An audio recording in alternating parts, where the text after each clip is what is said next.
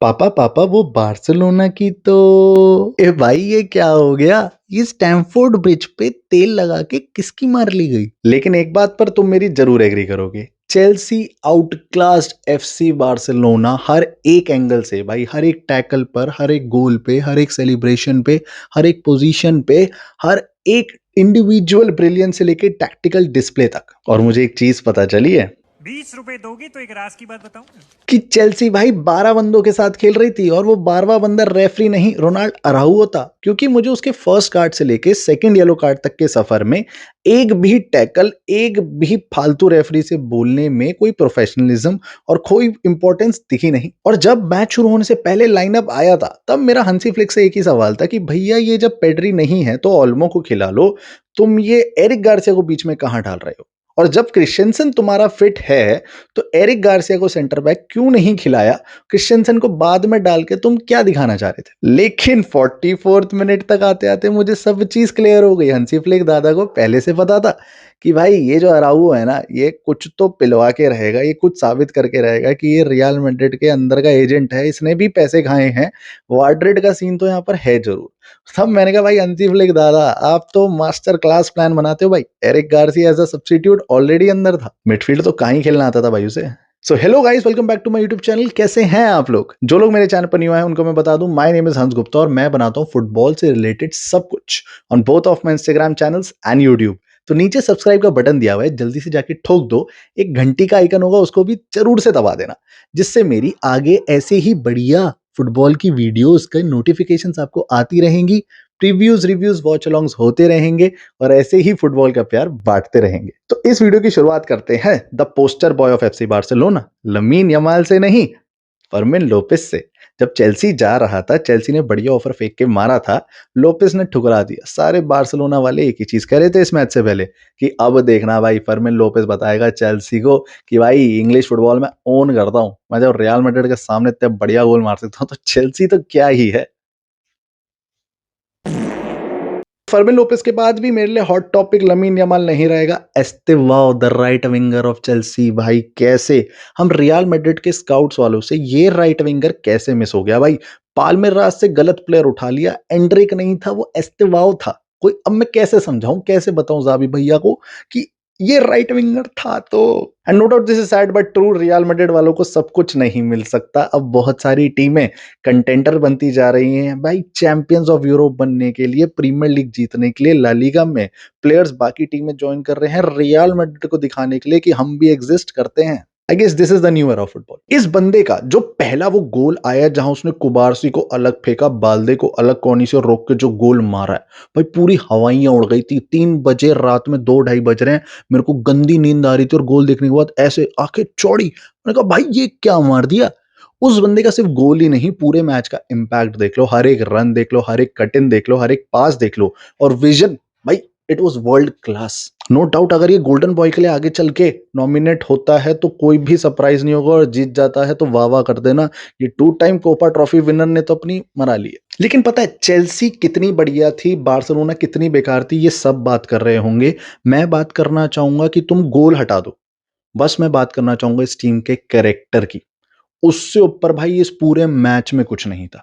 जब जब free kick ले रहे थे, रीस जेम्स और एस्तेवाओ इतनी बातें कर रहे हैं, इतनी प्लानिंग कर रहे हैं, विच शोज की भाई टीम में बिल्डिंग है, टीम एक दूसरे पे ट्रस्ट करती है। जब जब कोई भी टैकल पड़ रहा था, 4-4 बंदे आके रेफरी से लड़ाई मचा रहे थे कि कैसे मार दिया हमारे लौंडे को। जब जब हाफ टाइम हुआ तब तुमने देखा कि भाई बार्सिलोना का तो एक एक प्लेयर करके दौड़ के अंदर चला गया कि मैं जल्दी से जाके रेस्ट ले लूं, या कोच के साथ प्लानिंग करें कि भाई हम 10 मैन है क्या करेंगे। लेकिन चेल्सी के पूरी 11 के 11 बंदे एक साथ अंदर गए हैं टनल के। सब बंदों ने वेट किया कि सब आओ फिर चलेंगे, एक दूसरे को कॉन्ग्रेचुलेट करते हुए एंड प्लानिंग करते हुए कि भाई तुम हमारे होम पर आए हो, यहाँ दिखाना है चैंपियंस लीग क्या होती है। अभी लगातार बार्सिलोना की जो कंसिस्टेंसी ऑन एंड ऑफ हुए जा रही है ना, इंजरी क्राइसिस चलते आ रहे हैं यहाँ पर। हंसी फ्लिक से कुछ बार्सिलोना फैंस के तो होंगे भाई क्वेश्चन, लेकिन मेरे जरूर है भाई। मुझे एक चीज बताओ कि जब आप पर क्रिश्चियनसन था तो एरिक गार्सिया मिडफील्ड में क्या कर रहा है और अराउवो सेंटर बैक में क्या कर रहा है। जब आपको पता है कि बिग गेम प्लेयर बिल्कुल नहीं है, वो दूसरी टीम के लिए खेलना शुरू कर देता है, तो आपने कैसे एरिक गार्सिया को पहले सेंटर बैक की तरह स्टार्ट नहीं करवाया। और जब आपने बाद में रफीना, रैशफोर्ड और डैनी ओल्मो को यूज करा, तो उनको स्टार्टिंग में फर्स्ट हाफ के ठीक बाद क्यों नहीं किया जब 1-0 चल रहा है?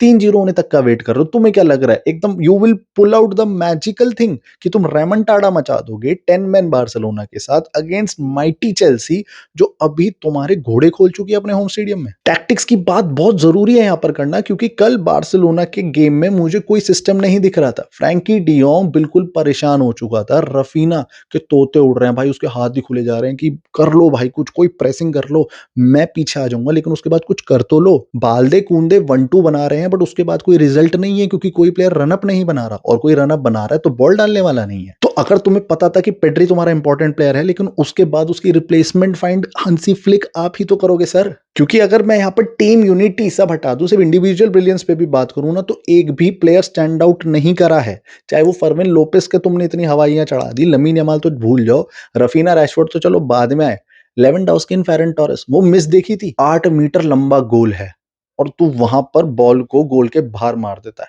और वो मीम है ना, you live in a Viven en un country, andan en BMW para arriba. La concha de tu madre, no sabes parar una pelota. Le vas a pagar al arco y la tirás a la mierda. और ये बहुत rare stat है जो शायद तुमने ध्यान नहीं दिया होगा कि चेल्सी पिछले 10 में से सिर्फ एक गेम हारी है। अभी करंटली चैंपियंस लीग में टॉप 8 में क्वालिफाई कर रही है, प्रीमियर लीग में सेकंड पर चल रही है, और भाई आगे चल के अगर ये चैंपियंस लीग जीतना या कुछ ऐसा मचा दें तो सरप्राइज मत होना, क्योंकि क्लब वर्ल्ड कप जीतने के बाद इनको बोल दिया था भाई ये तो तुक्का था, इनके लिए सॉफ्ट रन था। लेकिन जब इन्होंने यहाँ पर आके, वहां तो पीएसजी पेली पेली, यहाँ बार्सिलोना को जिस हिसाब से डोमिनेट किया है ना, वो किसी की बस की बात नहीं है, और मैड्रिड वालों की तो बिल्कुल भी नहीं। अब चलो, प्लेयर्स की तो बहुत तारीफ हो गई, टीम की बहुत तारीफ हो गई, मैं लेना चाहूंगा एक ही नाम, एनजो मरेस्का। भाई एनजो मरेस्का ये एक ऐसा नाम है जिसने सफर करती हुई, इतनी स्ट्रगल करती हुई चेल्सी को, इतने सालों से जो उनका ट्रॉट चल रहा था, उसको इतना बेहतरीन ट्रांसफॉर्म किया है ना, कि पिछले साल जब सब कह रहे थे कि अबे क्या 35-40 बंदों की टीम लेके तुम आ गए हो, तुम क्या ही कितने बंदे रखोगे, जिम में तुम्हारी जगह नहीं है, मीम्स ट्रोल्स बन रहे थे, तब उस बंदे ने चैंपियंस लीग के लिए क्वालिफाई करवाया, तब उस बंदे ने कॉन्फ्रेंस लीग जीती, तब उस बंदे ने क्लब वर्ल्ड कप जीता, और आज उस ही टीम को, उसी बेकार टीम में इतनी सारी बढ़िया साइन इन करके उस टीम का डिसिप्लिन क्रिएट किया, डोमिनेंस क्रिएट करी, रूथलेस अटैक एंड डिफेंस बना दिया, इतने बढ़िया बढ़िया डिफेंडर्स ले आया जिनकी पीआर बहुत कम है, और आज ये टीम आग मूत रही है। और एक चीज पूरी दुनिया को बता दी कि क्लब वर्ल्ड कप हमने मस्ती में नहीं जीता था लाडले।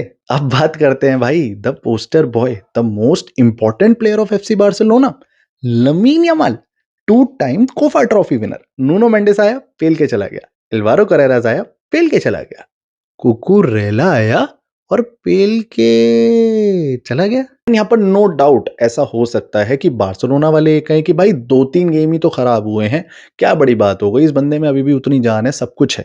लेकिन मैंने ये चीज पहले भी देखी है कि जब फेम और पैसा सर पे चढ़ जाता है ना, तो आपका सारा हार्ड वर्क, सारा बेस्ट खेलना, सारा मेसी का बनना, सब धरा का धरा रह जाता है। क्योंकि ये ऑफ सीजन पार्टीज आपके स्किल को, आपके हार्ड वर्क को कभी बीट नहीं कर सकती। रोनाल्डो और मेसी को ऐसे ही गोट नहीं कहा जाता, और वो सो कॉल्ड प्रिंस को ऐसे ही सो कॉल्ड प्रिंस नहीं कहा जाता, जो आज एक मैच खेलता है, 3 महीने की इंजरी ब्रेक पे जाता है। यंग है, जितना जल्दी समझ जाए उतना उसके लिए बढ़िया। अभी 18 साल का है भाई, लेकिन अगर ऐसे ही चलता रहा तो बार्सिलोना अंसु फाटी 2.0 देख पाएगी, और फिर ये बंदा बार्सिलोना का पता नहीं कौन से क्लब में जाके एंड अप करेगा, बट आई नो यूरोप में तो टॉप नहीं बन पाएगा, क्योंकि इंटर मिलान वाला लमीन यमाल और ये चेल्सी, पीएसजी और रियल मैड्रिड वाले लमीन यमाल में 10x का फर्क है। और हाँ, ये बात भी जरूर है कि पेड्री नहीं था, रफीना का लिंकअप नहीं था, अभी बार्सिलोना इंजरी क्राइसिस में चल रही है, लेकिन इंडिविजुअल परफॉर्मेंस भी तो कुछ मायने रखती है, नहीं रखती।